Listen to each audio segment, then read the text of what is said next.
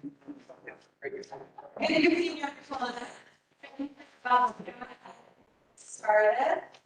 So I just wanted to thank everyone for such a success. But I really people here supporting a little bit.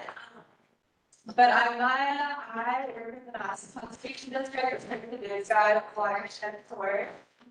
And yeah, thanks for coming out. It's part of my song. Something that's very amazing, how really cool. And then tonight we have an interesting presentation that'll be led by FWP's last year's presentation about mountain goats. You probably are familiar. And then after that, we're also going to have Keith with the Bighorn Sheep Foundation, who will be talking a little bit about this organization and getting out some raffle prizes. So make sure you hold on to your tickets, don't lose them. And yeah, I'll go ahead and kick things off to Julie.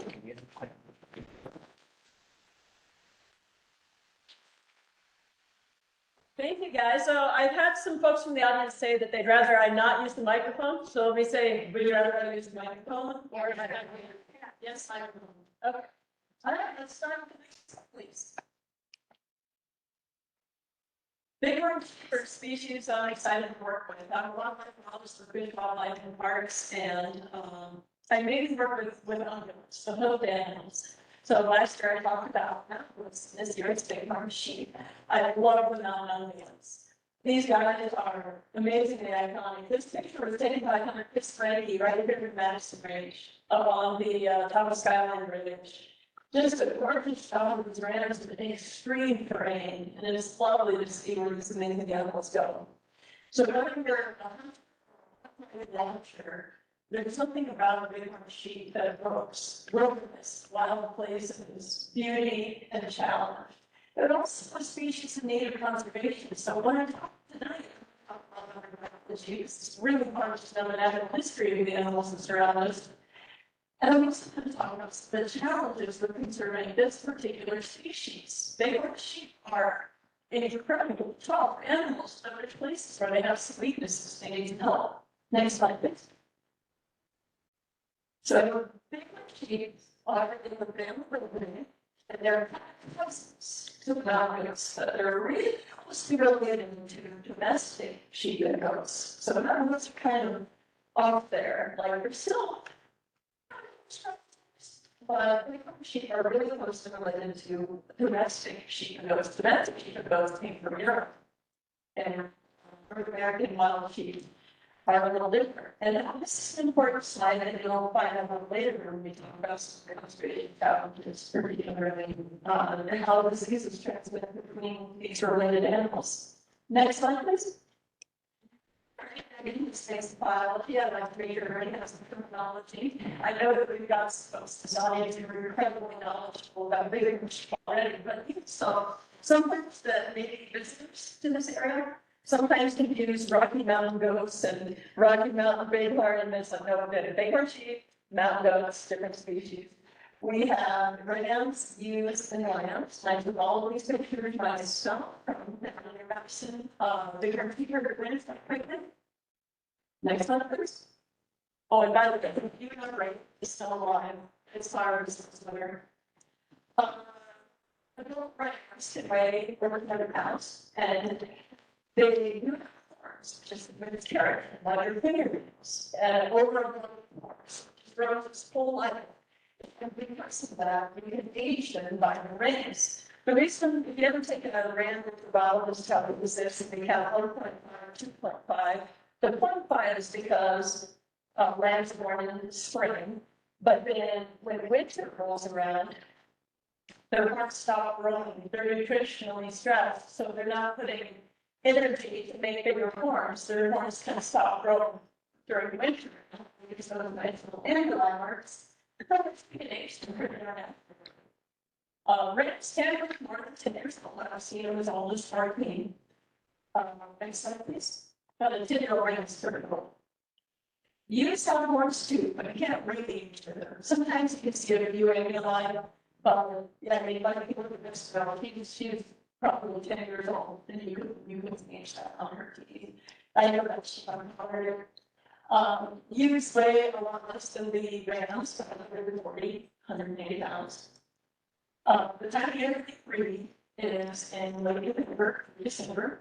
So one of the things you guys are hearing about, right down late break, you can see them right off the highway. You can watch the running behavior around here in the valley.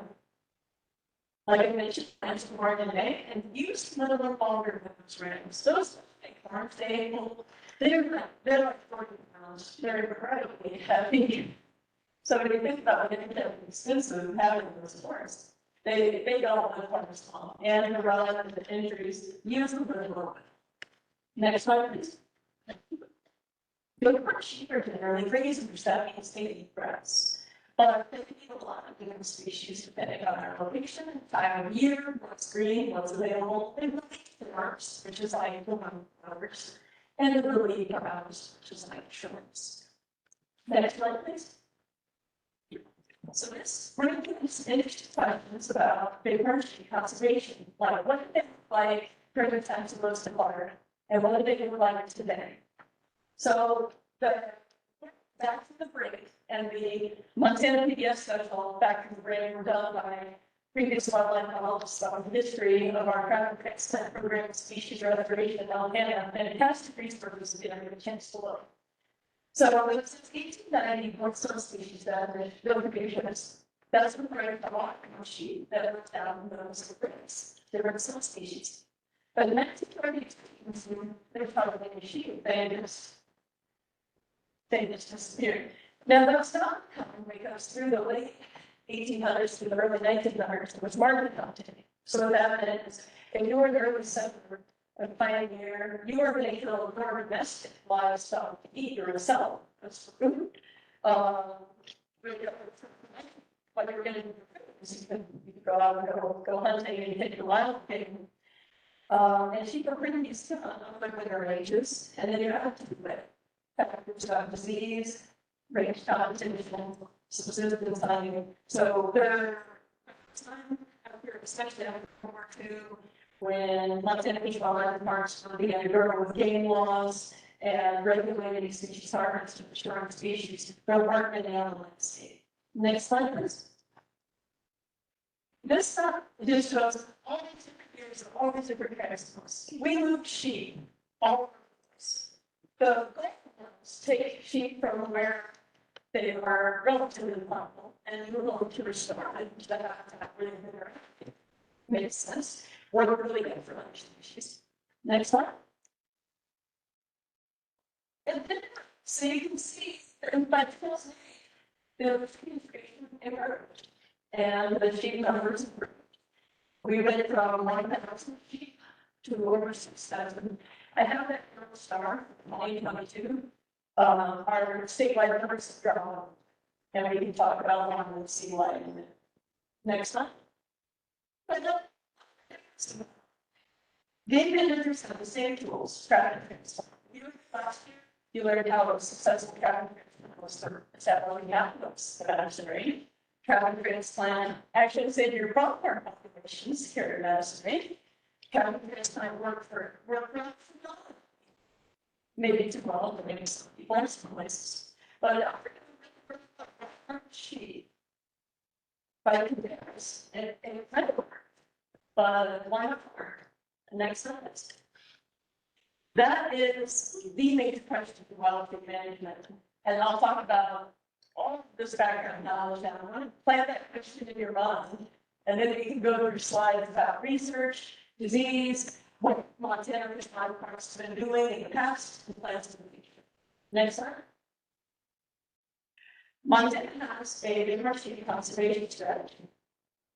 It focuses on bighorn sheep conservation statewide. It has the goals of establishing new populations and guidelines for hunting management. So I set hunting regulations, and I will use this as my next slide. Speaking of hunting management, how many of you guys know this hunters? Okay, that's why I was on this slide, because hunting and conservation are very, very my salary dollars today are paid for by hunting vouchers. All the Bighorn Sheep conservation efforts that we see me talk about today are paid for by hunting license dollars. The commitment to wildlife restoration is pretty cool. In 1937, sportsmen had realized the declines of game in North America, and they actually petitioned for a tax on themselves. This is an excise tax. So in Montana, we don't have sales tax, but you go to shop our stores and you buy some guns and ammunition, you go to shooting or you go hunting. There's an excise tax. So the federal government limits the cost for the state, and then you imagine $100 license dollars and the proceeds paid for everything. This is a bit of the mountain successful. $1.2 billion to all states in 2023 alone. So Montana has had the total state. No worries. I just wanted to point out, so Bighorn Sheep Foundation, who are here today, help us generate a lot of money for Bighorn Sheep conservation through the sale of the governors. There's special licenses in Montana. One is like a lottery. Anybody can buy as many lottery tickets as they want to put in their tents and nothing or she can ever state. The other kind of license gives options to the highest bidder. And the Bighorn Sheep Foundation takes that to the big sheep show in Reno. And the options that they can go from to $100,000. And then that generates money that we can use to do all our marketing and seeding in these better lives. Next slide. This is Bighorn Sheep Foundation member, Lois Marston. She's the chief advocate for the sheep, Jack Atkinson Jr. In Montana, we have issued just over 100 rental licenses, the alpha license, and the super tag. These are so popular, more than 30,000 people for those few tags. They're truly once in a lifetime, even though we're not. We could technically in Montana be lucky enough to draw a second, because there's only a 7-year waiting period. But very few people do. And I noticed at least one lucky sheep hunter in the audience tonight. Montana also has something pretty special. You've ever heard this talk of unlimited systems? What that means is it's not unlimited harvest, it's unlimited entry, and there's one. So, and of course, it's legal land definition. So this is one of the special things Montana has, that other states don't. Is we have these licenses, these places where anybody can hunt sheep any year in Montana. So it's great. Next slide. One thing, if you're not really familiar with, well, biologists, you're standing up there saying, we need more Bighorn sheep, and yet I saw in your regulations, some places allow ewes to be harvested. Why would you shoot the females if you want more sheep? It's a targeted management strategy to prevent overpopulation that can cause disease and starvation loss, overcrowding. I have personally seen it a couple of times in my career. If you imagine, most winters are nice light winters, and 200 sheep can get by on a certain winter range. But then you get a bad winter. Was anybody here for the winter 2022, 23? Yes, yeah. We lost so many Bighorn sheep down at Quaid Lake. It was awful. They'd gone into the winter, you know, in good body condition, and there were a lot of them, but that winter range couldn't support that number. So in cases like that, you licenses out of the house. I didn't anticipate how that winter was going to be, so there was very little I could do by the time it came. But I'll tell you guys about the stations, plans that we could have to help with issues like that. But that's why you ever wondered why we would do the ones. And this slide did come from my break. Next slide. This is something I have to be a little part of.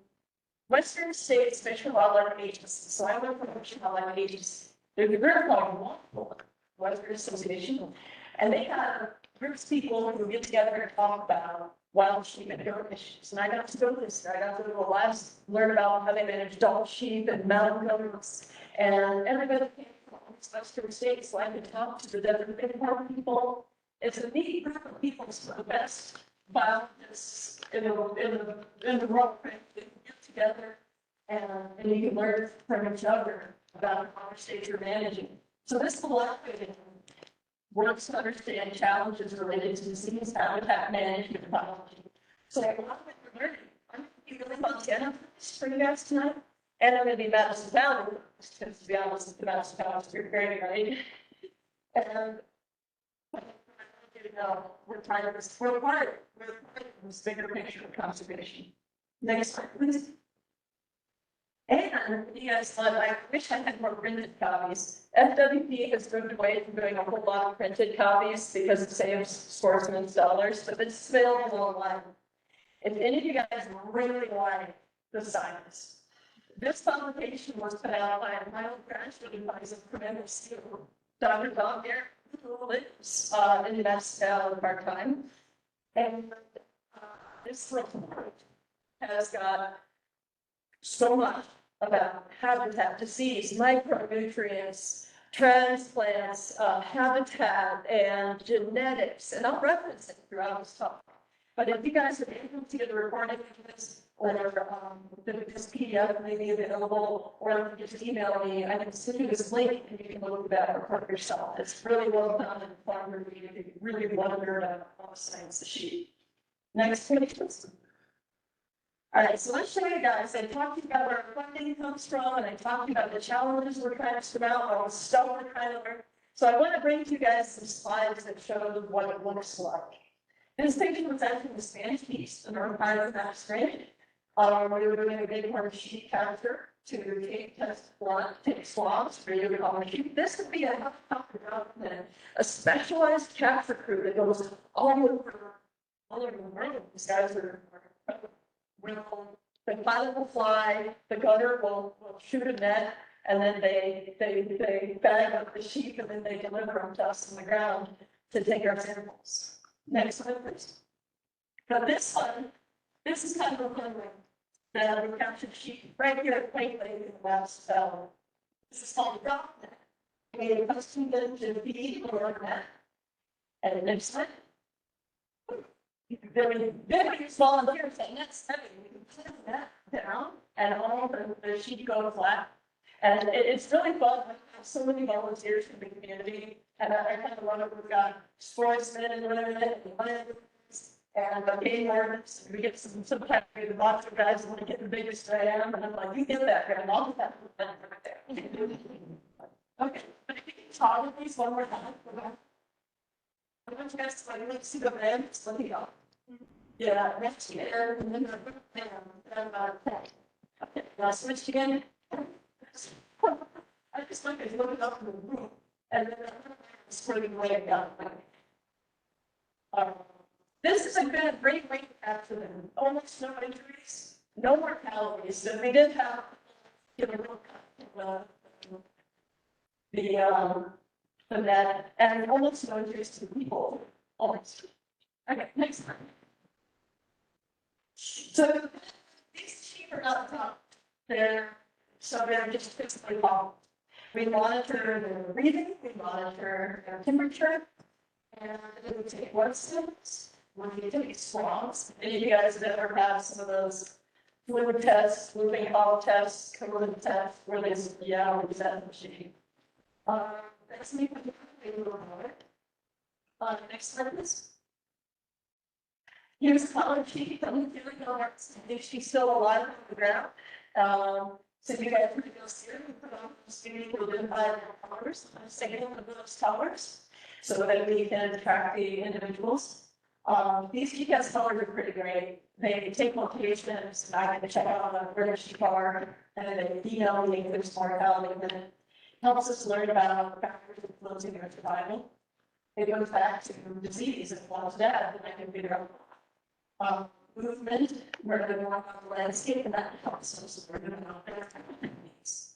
Next part.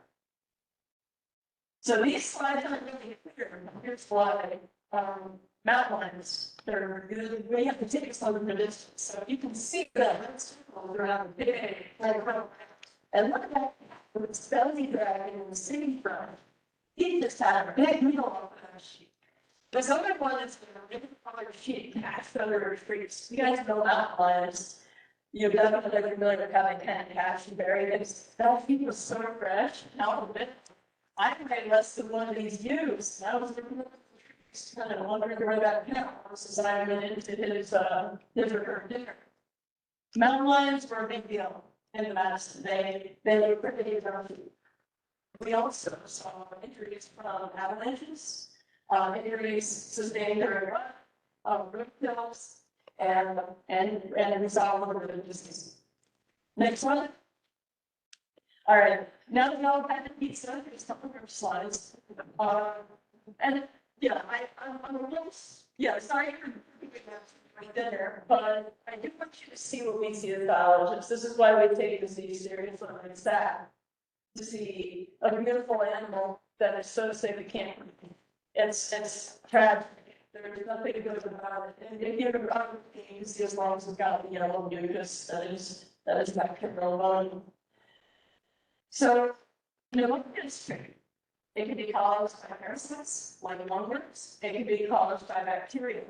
Currently, scientists really feel like it's mycoplasma of pneumonia, but you might, or MOV, but you might have also heard things about pastorellas, manhinias, and if our disease ecologist, in our office, we have a veterinarian and a disease ecologist, they always say, I remember some of them.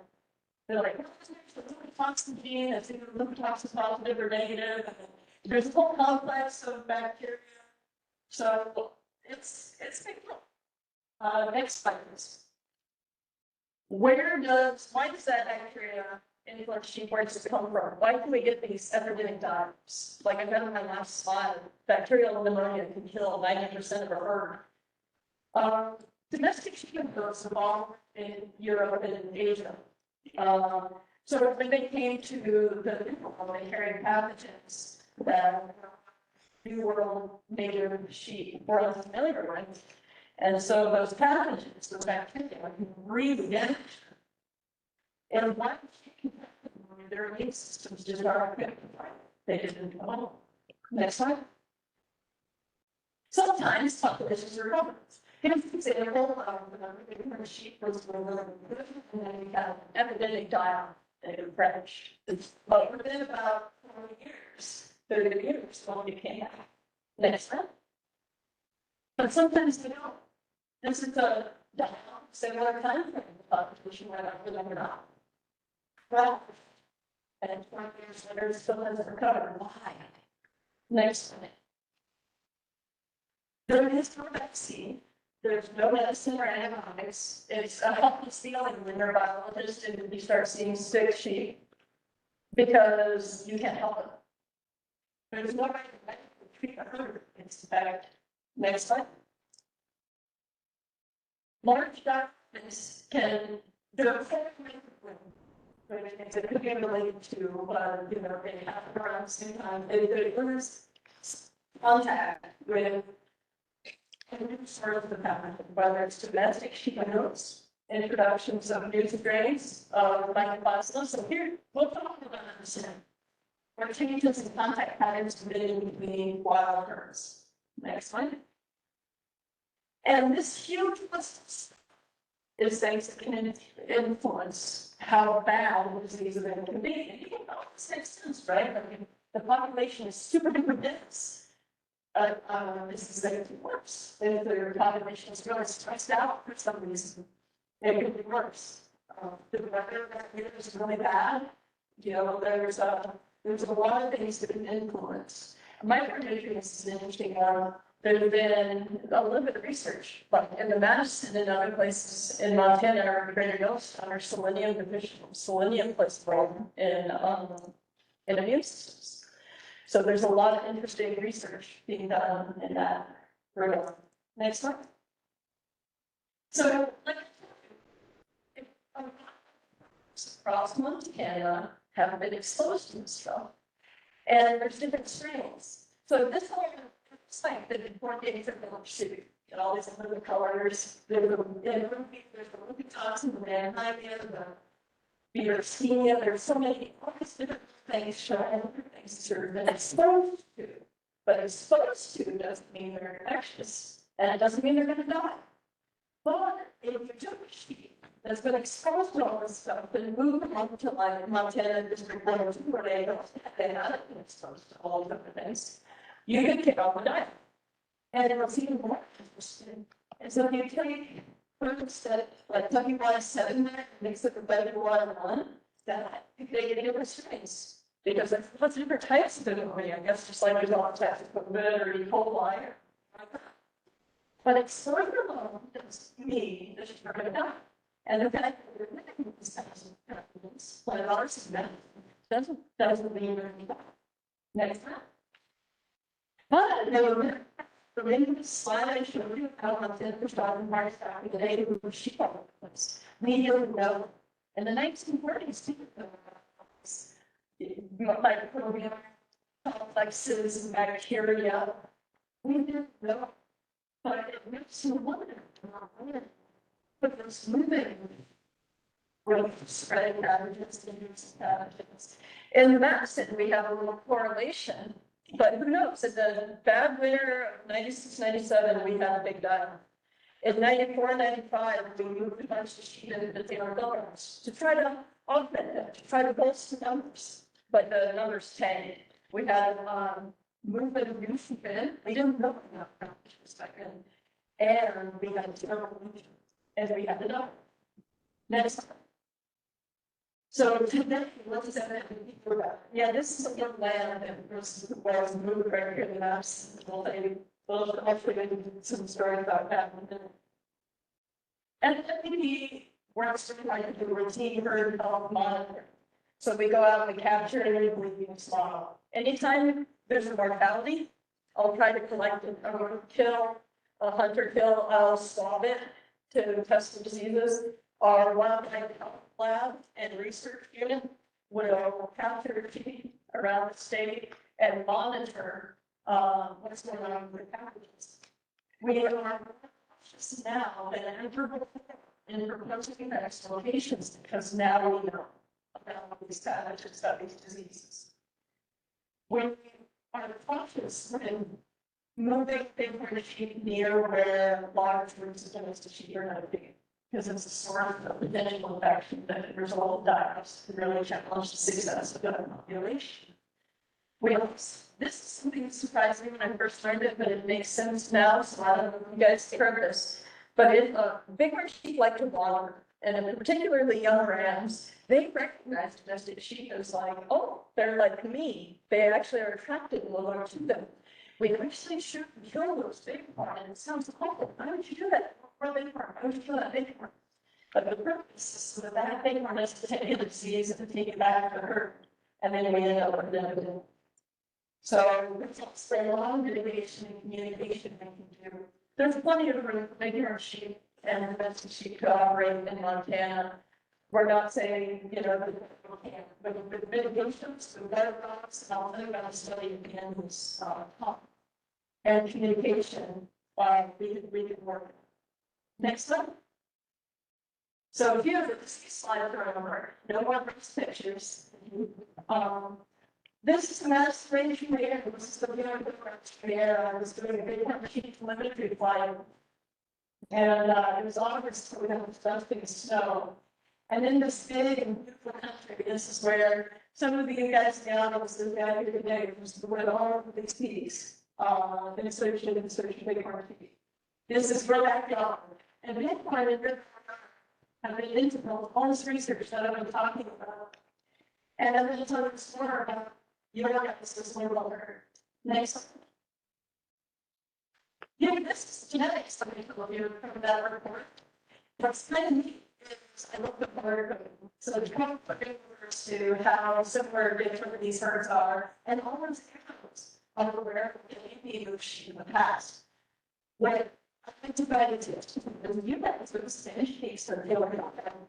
And when the Orient ones, they're a native genetic that's very specific to your personality. They are separated right now. There is not much connectivity. The tail is a little bit of green fightings. That's because of all the mutations that they've been to help out the herd. The root and their genetic is still present in the herd today. So I think that's pretty cool. Next slide, please. So now we've talked about the Spanish pizza, the northern stage, and we've talked about two another stuff and have the way. This map I didn't have when I started doing some work in your Madison. This came from the research. This is a product of a graduate student. But what this section is winter habitat for Bighorn sheep, like where would be good winter, and it's red, it's like past the stuff, that's the good winter. And it looked like polygons are where sheep were in 2018. So we have components, nine limits, the Taylor Hill Guards, years of really bad management of stampedes. And there's, we can see by the genetics that they run all part of the same native herd. In between, why are there sheep there? How do they get sheep there? Next one. Oh, and last time, Sandy, you read it. That habitat, the graduate student from NSU, this is his master's degree, he believed it could sustain more than 1,000 bighorn sheep. He actually believed up to 1,600, 1,700. We currently have about 400, maybe 500 in the best years. We could more than triple the number of sheep in our outreach if we could develop their habitats. So we did an experiment. One thing I didn't have these maps back when I did this experiment, but the maps illustrate things a lot of them. I just wanted to be consistent back throughout. In 2015, 2018, and the WP and the local community were faced with all the vendors for all sheep combination. We moved a bunch of sheep from Great Break to so you can see that little red habitat there. And we hoped that they would take and start expanding the range, and that instead of just one herd of stuff, plus a few tiny ones in between, we hoped that they would expand their range. The neat thing about 30% of the leases, we're not moving to cities. Use all those slides about it. We took sheep from wherever else, and we moved them to Madison Range. They could be bringing in disease. We're not bringing in a disease and producing the native animals, and just taking them from one spot to another in the same range. Oh, sorry. So yes, I'll just give you the other. Okay, so the community. I assume we forgot that. Like we do, there's a bunch of other people. And then we solicit volunteers from the community. There's a bunch of students from Montana State's wildlife program at Tennessee State University. Produces a lot of European wildlife and parks biologists. I went there when I was a graduate student. That's in the summit, who's been kind enough to let me use all of this photos. And next to him is Brian Sullivan from the Montana Chapter Wild Sheep Foundation. So we got biologists from Europe, some of you guys might recognize the Warren Shade. But we got a lot of people with the to help us handle these animals as the process and did a samples, one in the trailer. So big thanks to Madison, the people of Madison Valley for responding. Next slide. And the where she extended their range. Yeah, some of them. You know, it was pretty close. You can see even their range was pretty close. Some of them. Some dispersed, at least two went to Spanish Peaks. That's the first connection that I documented into being Madison Range and Spanish Peaks. We also had some sheep. You guys are familiar with geography. But Point of Rocks by the Tom Minor Base. And we had some along the Gallatin River. They were quite dispersed. And we also found a bunch of resident animals. And they were dispersed. So it was really interesting to see those responses. But one of the biggest successes is that little yellow star there just south of Wolf Creek. That population had kind of really small, like 20 or 30 animals. It bloomed to over 70, and I attribute that to our restoration work. Next. But here's what's cool. At the same time, so for some reason, and I think it was because the sheep were at high number and then were hit by a really big wind. It's called density mediated dispersal up at Spanish Peaks at Green Polygon. A whole bunch of sheep kind of spread out to Jack Creek in your guys' inside your realms and in Bear Track Canyon. So the Spanish Peaks have been a little bit pioneering on their own events. But there's potential for additional restoration projects here in the Mass. That lives that would benefit. And you guys can see for yourselves how good that habitat would be. And so I went to the Taylor here, there's some, some good potential habitat in the Taylor as well, but what the area looks like the perfect place to reconnect these herds and restore sheep fully on Madison Range. Next one. The benefits of a meadow population, the benefit of having sheep and spread out across the mountain like this. And I guess seen the last 5 slides have moved from just like 2 little sheep icons to more and more and more. The benefit of this is what if the disease venom hits Wolf Creek? Then there's 4 or 5 other places sheep will remain. It's like having no against one house. It enhances genetic diversity and have a higher population. It prevents problems. Small populations sometimes have problems. If you only have 100 animals and only a portion of those are females, those females have babies. What if the 50-50 chance they have a bunch of males? Then the population is going to grow. So small populations can, by random chance, have challenges. Challenges will have no lead effect. This should make a robust population. There should be more opportunity for sports persons and for wildlife watchers, photographers, Bighorn Sheep fans. Next one. There are other projects slated for all Montana. So along with Montana, there's adaptive management projects. You guys might have seen this in the news. There are projects of habitat, predation monitoring, range expansions. There's introductions and augmentations and disease projects. There's also a commitment study, like I mentioned, Bighorn Sheep can be more than pathogens spread by domestics, but how do we together with landscape? Domestic sheep are those are important part of our landscape. Next slide. The commitment project is being run out of the MSU Wild Sheep Foundation and a lot of like this lab to improve the coexistence of wild and domestic sheep and goats and wild game. We use guard dogs and other things like that. Fencing projects use new GPS technologies that have geofences. One of the basic technology. Different husbandry work can be done. It will be through domestic herds. There's a lot of ways we can work together to keep domestic sheep producers in operation and wild sheep developed together. Next one.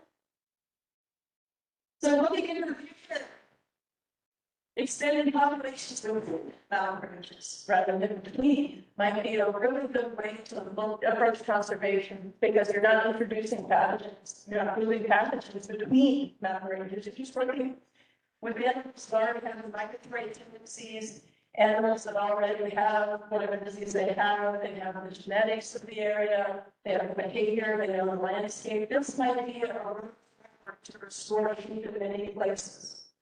You guys may have heard of Montana Farm Parks work at the Tenderways, where a chronically infected and diseased herd was completely removed, eradicated using others. Some of you guys may be participating in that.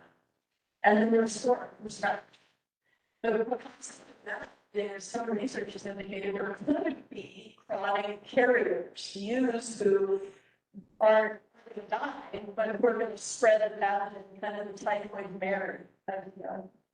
And then, of course, I think we should, and to be as cautious with the translocations. We're cautious with mixing and blending sheep. We're cautious with where we're going to put sheep. It doesn't mean we're not going to move forward with mixing projects across Montana. It's just going to move forward and be careful on community like we're doing in why and where. And also in the future, there could be work to improve domestic herds. Domestic herds don't die when they carry this pathogen, but from my understanding from folks who own domestic sheep, it means that they may not gain weight as well, they may not be as healthy, they may not be able to take care of their babies as well. So domestic sheep owners are something that would not be here this tool. Next slide. So we've got a lot of people to thank, and there's never enough slide space to do it. I've had an enormous number of work study students from Montana State University who we have a wildlife research unit who have educated me, reviewed these slides. Madison Valley landowners, I owe a huge thanks to them for their support in sheep conservation restoration. The Wild Sheep Foundation for coming out and helping to capture this and providing us with a sheep trailer that we saw, so that we sheep out of. They can help us auction that license to have money for conservation. The sportsmen and women and all of our country volunteers. So last slide, and then you can open for questions. That's. I always wanted to have a little more for the sheep, like what's the saying? I know what was happening. I was in this faculty at a Colorado Research Lab during a Rockland meeting where I went to learn about all this other western states. So they had actually had a county research. And this guy kind of like he's fast, I just wrote he was going, but it was totally he's laughing and for saying something. So I would love context, like what's the caption? But yeah, we want to invite some questions. That would be good.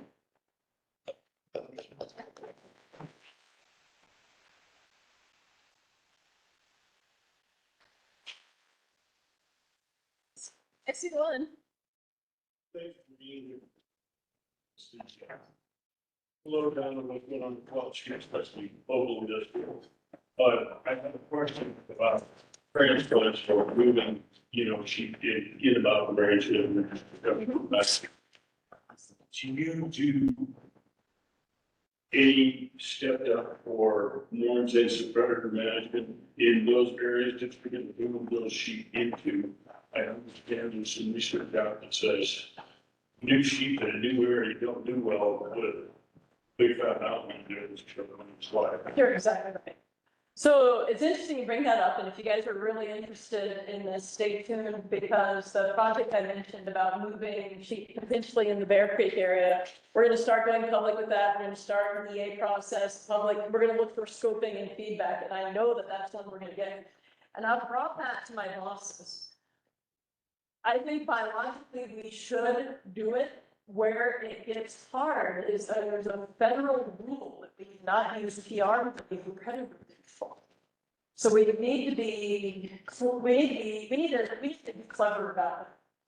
And I'm not against mountain lions. If you guys were in mountain lion talk last week, mountain lions are cool, but mountain lions might not be cool like right there. Things they can do is specialize in predator. And it's been really in New Mexico in particular, especially with desert sheep, that a single mountain lion will just start preying on sheep. And that's all they're going to do. And they're going to focus on that herd. And when you only have 100 sheep, it can be a problem. So what we have kicked around is the idea of targeted removals rather than broadcast predator control, which there are some people who would sue us on that. If we did a focused control where these GPS collars kick off and say your sheep is dead, we go out there, it's a mountain lion, try to track down that one and remove it. There's a lot of ways this could come out, could shake out, but it would be challenging to figure out exactly how to do it right within a time and space. Mountain lions move. They have huge territories. And the mountain range, we're pretty liberal with mountain lion licenses, by which I mean, there are a lot. The number of, I know you don't need licenses, I mean the quota is really high. So folks can hunt a large number of mountain lions, but that's the whole Madison range. We don't really need them to decline over the whole range to make a targeted range reduction effort succeed. We need a really focused predator reduction in the area of the release. But how to do that is a big question, but it is an important one. So stay tuned because you're totally spot on. Just a quick follow-up. Sure. Are you reaching your mountain lion quota annually in Madison? Almost never. It's higher than it's ever reached.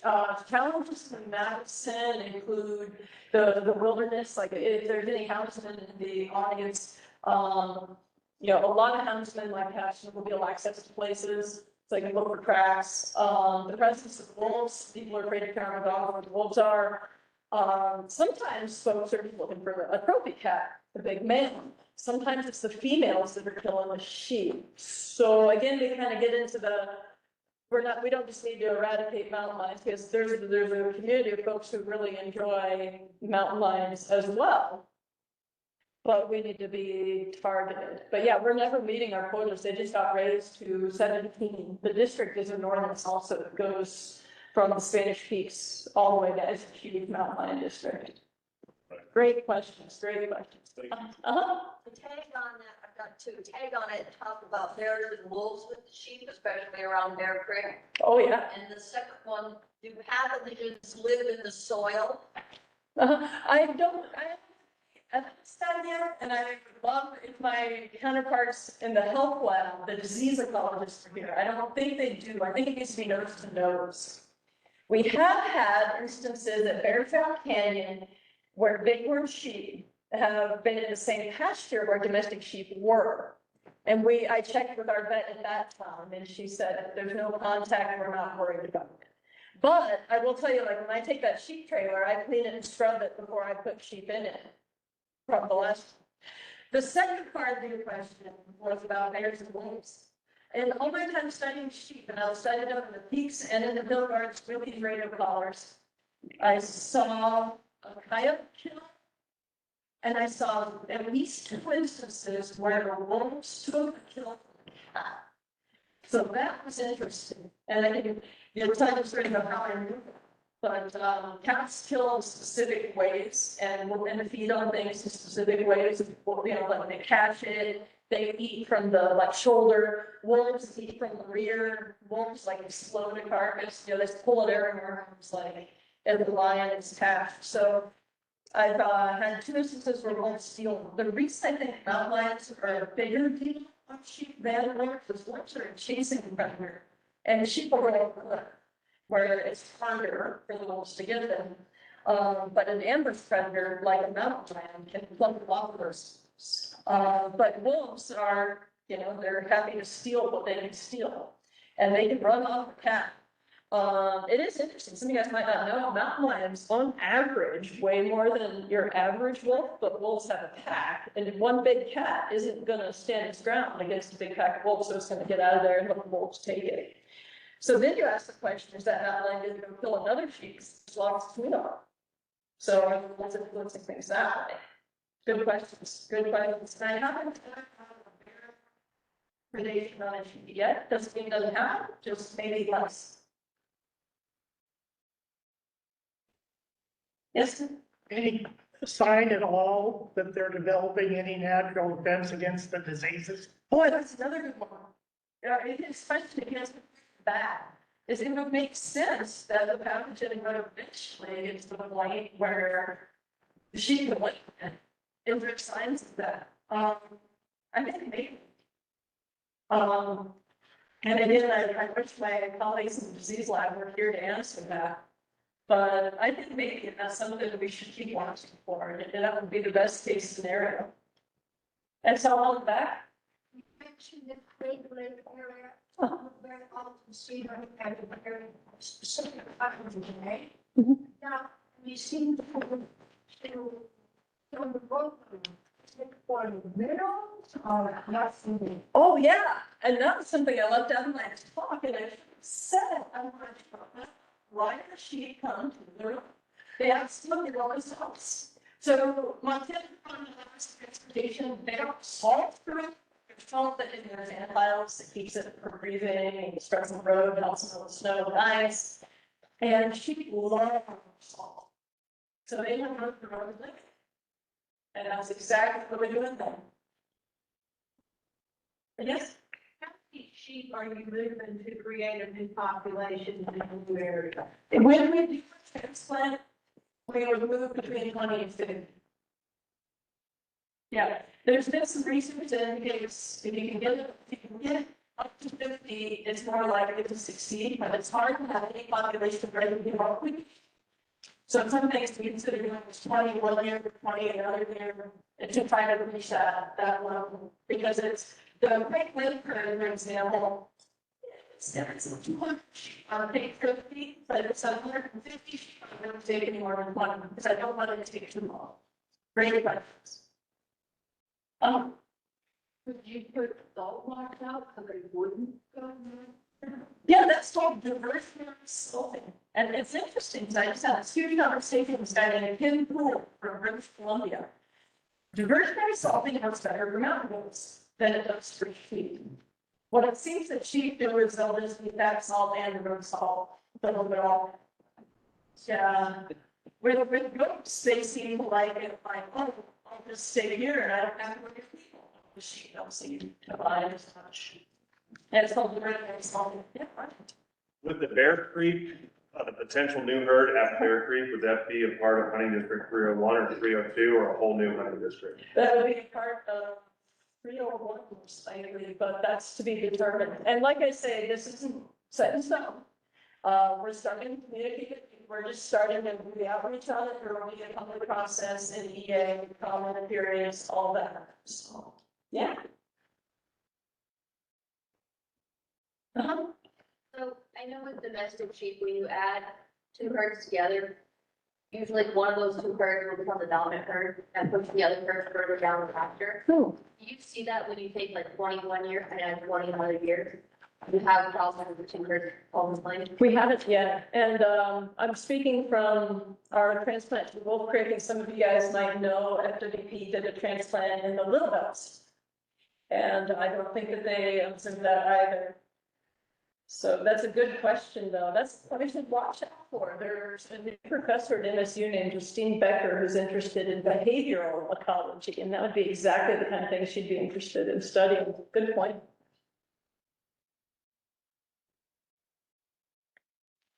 Well, if there's nobody else, I know, well, maybe we should keep ready to.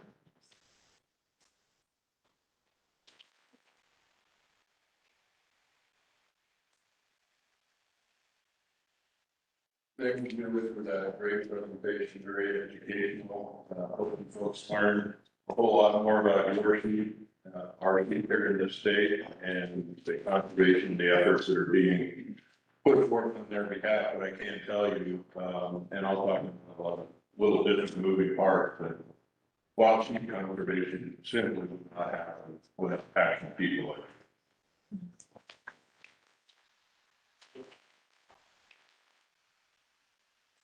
I'll do a little audience participation stuff first. Well, introduce myself. My name is Keith Belford. I am the Director of Marketing Communications for the Wild Sheep Foundation. So how many people here have heard of the Wild Sheep Foundation before tonight? Okay.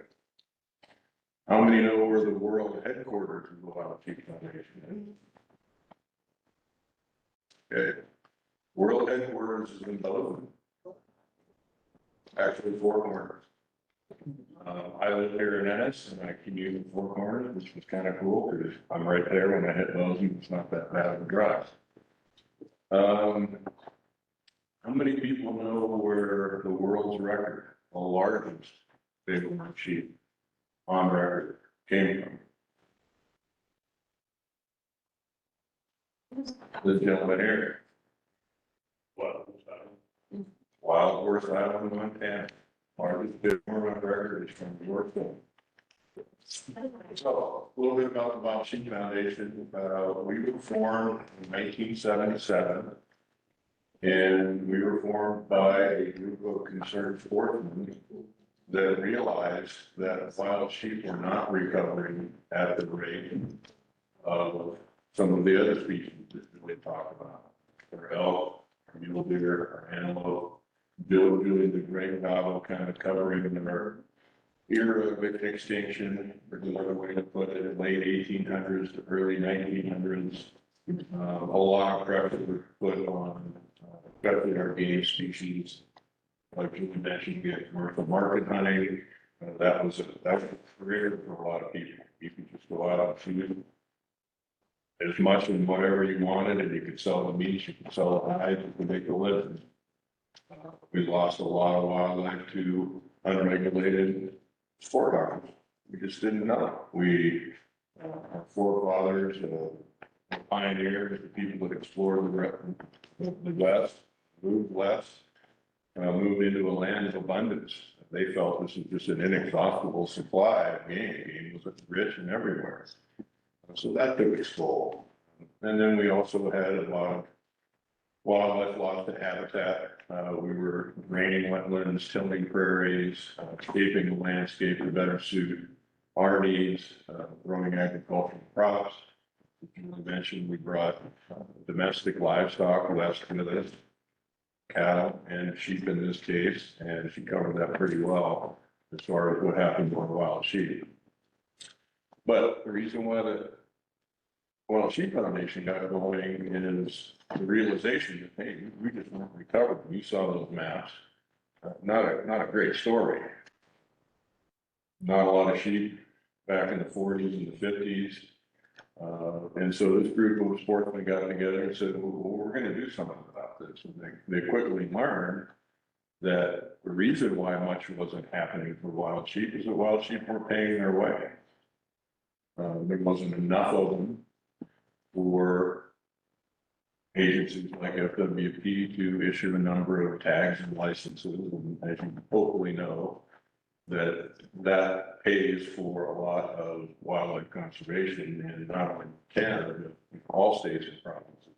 These are sportsmen's dollars. We've got a Pitt and Robertson match and the taxation on arms and ammunition, and that's a pretty big pot. You probably heard of the duck stamp. That's another funding mechanism that's done wonderful things for our wildlife. But so because there's not a lot of sheep, there wasn't tags, no revenue coming in.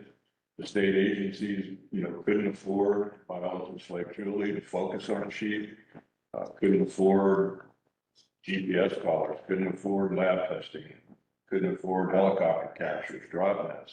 So here comes the Wild Sheep Foundation. We go, well, we're going to raise money and we're going to give it away.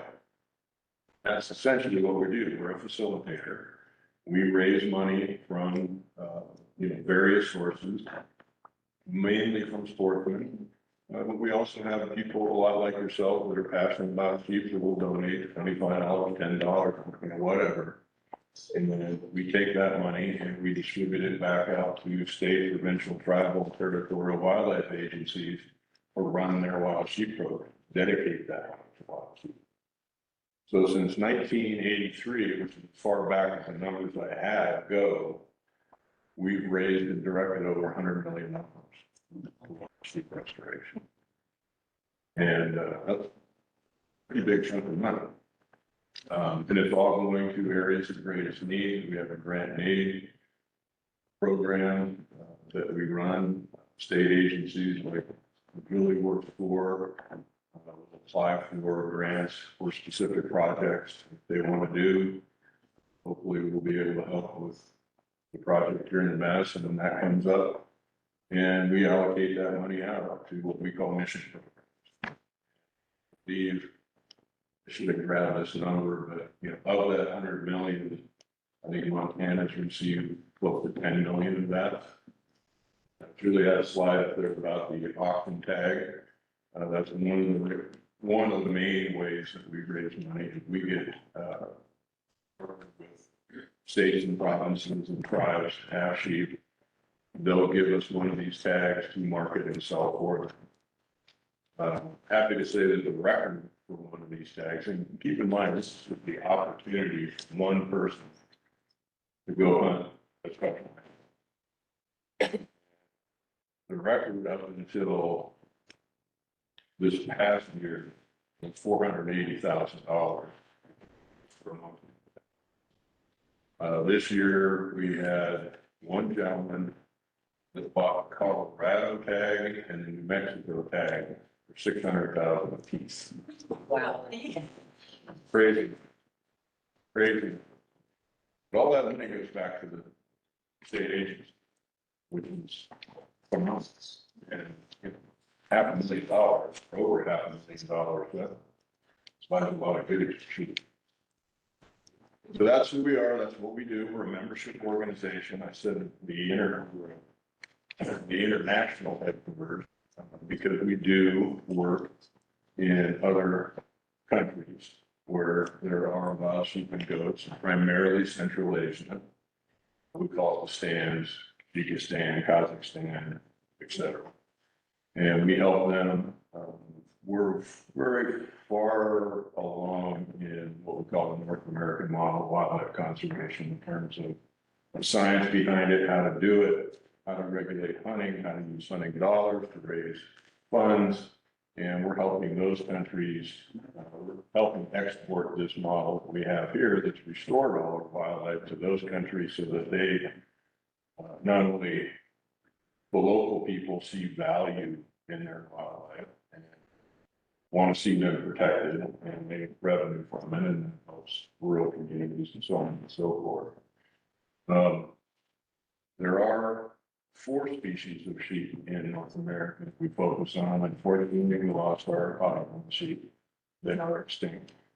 We did have a population of them.